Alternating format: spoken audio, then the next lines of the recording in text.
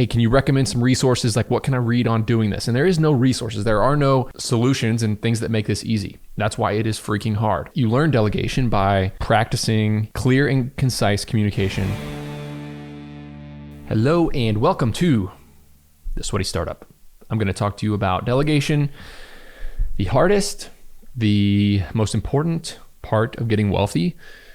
Got a couple thoughts. I'll give you a couple examples and I'll give you kind of a true fact that I made up. The true fact that I made up is that 99% of business owners suck at delegation. Suck at it. When it comes to management tasks, meaning a task that's not simply, hey, go here and do this, or look at this and do that, or answer the phone and do this. When you are delegating labor tasks, somebody riding a lawnmower for you or driving a box truck, that's one thing. When it comes to delegating management tasks, that's what I'm talking about. Replacing you as a business owner.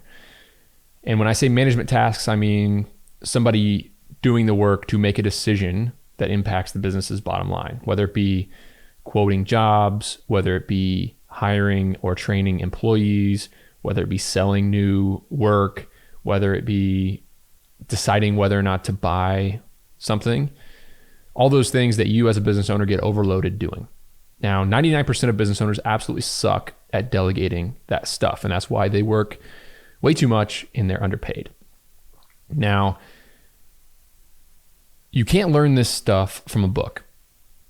Well, first of all, I'll say that you don't have to be great at it to make really good money.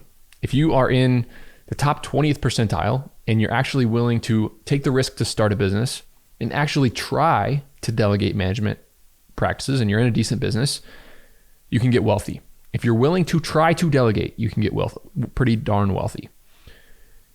If you're in the top 1% and you're in that 1% that's actually good at delegating, you can get ultra wealthy. Now, you can't learn this from a book. I made this post on Twitter and the first response, many of the people, hey, can you recommend some resources? Like, what can I read on doing this? And there is no resources. There are no solutions and things that make this easy. That's why it is freaking hard. You learn delegation by practicing clear and concise communication and empowering your employees to make decisions using a framework you create. You create a framework and your employees, and you clearly and concisely and simplify it to a level where it's easy to communicate and easy to take action on for your employees to fit into the system. And then you try it.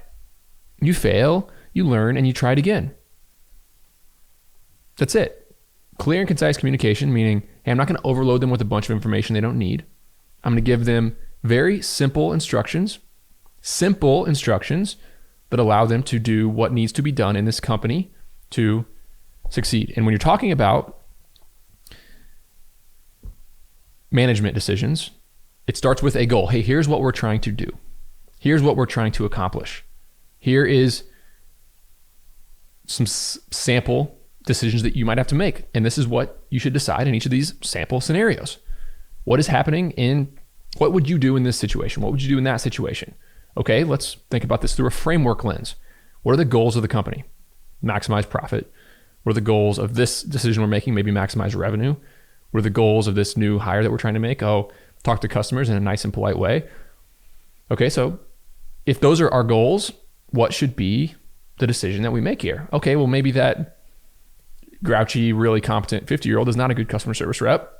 Maybe we need a younger, bubbly, nice person answering phones for customers. But maybe when it comes to collection calls, that person is a little rough around the edges and pretty straight up. Maybe that's the person who should chase down people for money inside of our company.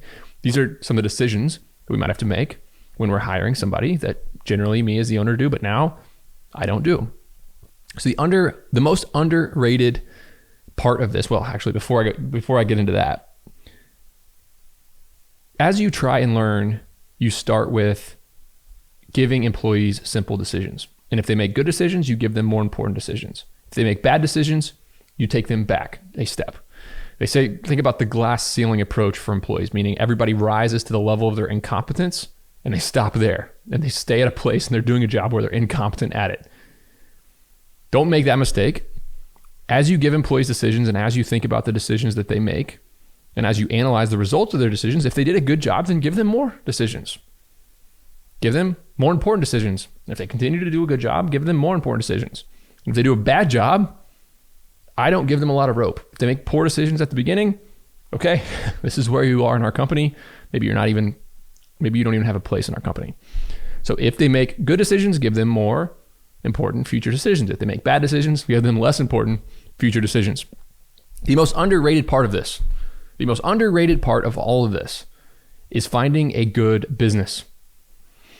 I started in a hard business, and it's not a linear, it's not just, oh, I'm starting out, I'm a new entrepreneur, I'm going to find a really good business to do. It is, I'm going to work my way to a good business. I'm going to start with a shitty business where I'm trading my time for money, and it's low capital intensive. I don't have any capital. It's low risk. If this business fails, it's not that big of a deal. And you use it to make money, and you learn a shitload about delegating. You learn a shitload about delegating in a low risk environment. So you start at the bottom, you earn capital, you trade your time for money, and you're in a low risk business. Then you move, you transition to maybe more higher value work. You're finding your wheelhouse, you're finding that 20% of work that's generating 80% of your results. Your business is evolving, or getting into a new business altogether when you have capital. So you use that capital to go from that harder business to an easier business with maybe more at stake, maybe more risk, maybe more capital that you're investing. And you repeat that system until you're in a really good business. Now, what's the difference between a really good business and a really shitty business? I was in a really shitty business for 10 years. Pickup and delivery student storage was a shitty business. We had 6 full-time employees and 300 part-time employees. We were doing pickup and delivery student storage in major cities all across the country the same week every single year. We had to staff up college kids who didn't care about the job to drive box trucks with the right equipment to be at the right place at the right time to pick up fragile personal belongings, put them in a truck, take them to a warehouse, organize them in a warehouse, and then take them back to the customer wherever they move next year. All that in 12 states, 25 major colleges, all at the same time. My partner and I could only be in one location. That was a low risk business. We didn't invest any outside capital. We didn't raise any money. We didn't take on any debt. We bootstrapped the whole thing. That's what I mean by risk. We didn't put a lot of our capital at risk. Then from there, we learned a ton and we made some money. We put $500,000 in the bank and we decided we're going to go to a little bit easier business with a little bit more risk. Self-storage development. We built a self-storage facility in 2017. Still not a great business, a lot of risk, a lot of new developments, really stressful. We went way over budget and we used a lot of what we learned to do well in that business. It went well. And then we upgraded again in 2019 to a better business of self-storage operations. We went out and bought some self-storage facilities with our own money. Moved up the chain again, a little bit easier of a business. Oh, no moving parts, no deliveries, no employees. Maybe 3 or 4 employees can manage $10 million worth of real estate. That's a lot better of a business than a pickup and delivery student storage business where best case scenario, you get about $1.5 million of enterprise value. You have a ton of risk, a ton of stress. You're on the road, all these things. You got to delegate all this stuff. You got to have all these employees, on and on and on. We go from that to self-storage development, that to self-storage acquisition and management, and now to where we are now, which is real estate private equity. A simple business without a lot of moving parts. We are putting capital to work. It's higher risk from our capital perspective, but it is a damn good business. It's simple. We can train it. Our team is growing fast. We have 30 people working for us now. I play golf almost every single day. That is the difference. We went from a very hard business, very low risk, very low reward, to a little bit easier business, higher risk, higher reward, a little bit easier business, higher risk, higher reward, a little bit easier business, higher risk, higher reward. But we use those things you learn about delegating, about finding people to work for you. You use it as you go. Too many people spend their entire careers in shitty businesses. I think that is a problem. So that's about all I have. I mean, there is no magic answer here. I spend almost all my time now as a leader of our company finding and recruiting and trying to hire good people who, they're not going to just come to you. You don't just post a job and get good people walking in the door. The good people already have jobs. You got to go find them and recruit them and steal them from other companies. We've done that well. And Then it's about giving them clear and concise directions, simplifying their job. The most important part of delegating is making sure the job that person has to do is very simple and they can use a framework to make decisions in a good way. In our real estate private equity company, it's easy. Our underwriting is simple. We have very specific things about a self-storage facility that make them, good buys for us. We can pay X, we can pay Y. We can pay X, it's going to cost this much. Our returns are going to be Y, blah, blah, blah, blah, blah, on down the list. Very simple. Everybody's blocking and tackling. Nobody needs to be a superhero in our business. Nobody needs to stay up all night and sleep in a warehouse like they did back in our old business. We needed superheroes to make that business work. We don't need superheroes to make this business work. And that's where we are. So take from this what you will. You may need to spend some time thinking about these concepts and what it means to you, your business and you. But if you can delegate well, you will get ultra, ultra wealthy.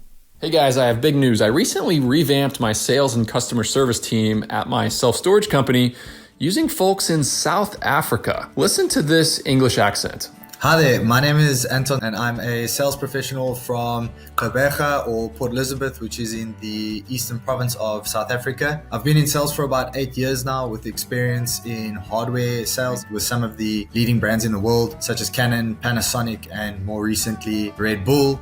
Okay, now the surprising part. The person you just listened to is available for hire right now, and they're asking $9 an hour. If you want an introduction, if you want to hire this person into your business or at least interview them, send me an email, nick@sweatystartup.com, and I can make an introduction and offer you $1,000 off the recruiting fee. nick@sweatystartup.com.